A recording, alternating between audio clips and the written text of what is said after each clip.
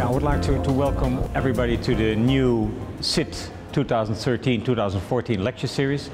We will give these lectures on the broad topic of dispersed power in a world in transition. Everybody sees new power patterns. Emerging countries like China and Brazil and India. Everybody sees how corporate sector is tremendously powerful in the world, but at the same time religion is regaining power in the world. Ethnicity is becoming more important, so there is a whole new pattern of power, and what we are trying to do is to analyze what is changing, what does it mean for all those professionals and organizations that are dealing with international cooperation, with development cooperation, and how should we look at that world and how should we act in order to be effective to make our world more just and more sustainable. It was a very unconventional and refreshing story, because instead of telling us about, telling us the story we always hear about, emerging economies growing at the expense of, the more traditional stable countries like Europe and the US, he told us that some of those shifts seem very big, but aren't actual real shifts, and other shifts, they might not really be noticed by people, but they are the big shifts, and I thought that was very refreshing. The lecture's main argument, the lecture's main message was that power shifts in world politics today are more complex, more complicated than we tend to appreciate.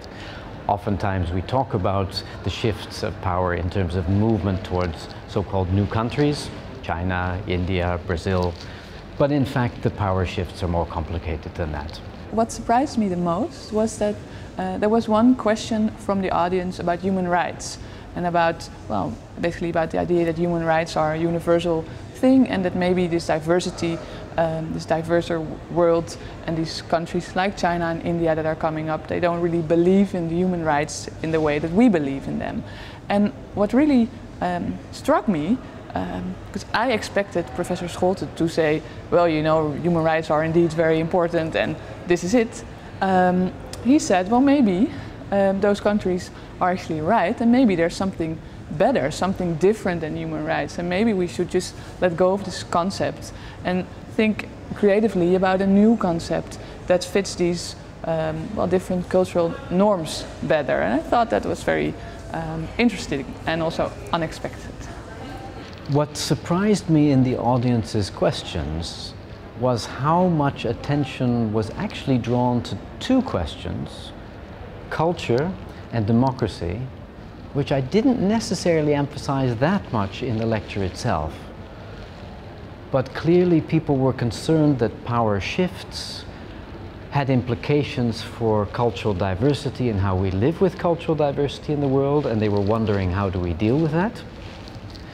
And at the same time, power shifts made the ways that we do democracy in our lives today seem problematic, if not irrelevant. And people were wondering, well, how can we remake democracy so that it works in the new power arrangement that we have in the world?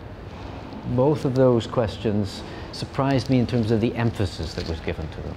My answers, though, would be that I think we need both to reinvent the ways we deal with cultural diversity, find new ways of having positive engagements with diversity, listening through diversities, learning through diversities, and remaking our cultures through those kinds of dialogues.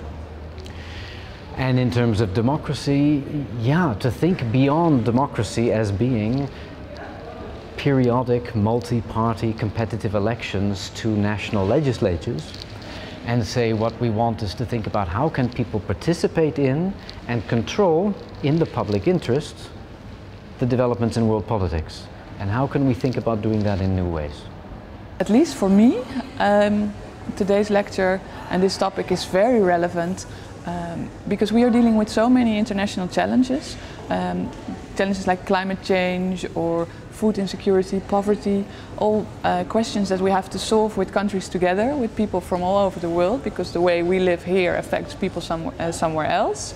And And these changing power relations, the result of that is that we have to solve problems differently because the old structures don't work anymore. And that's why, for me, this topic is maybe more urgent than any other topic.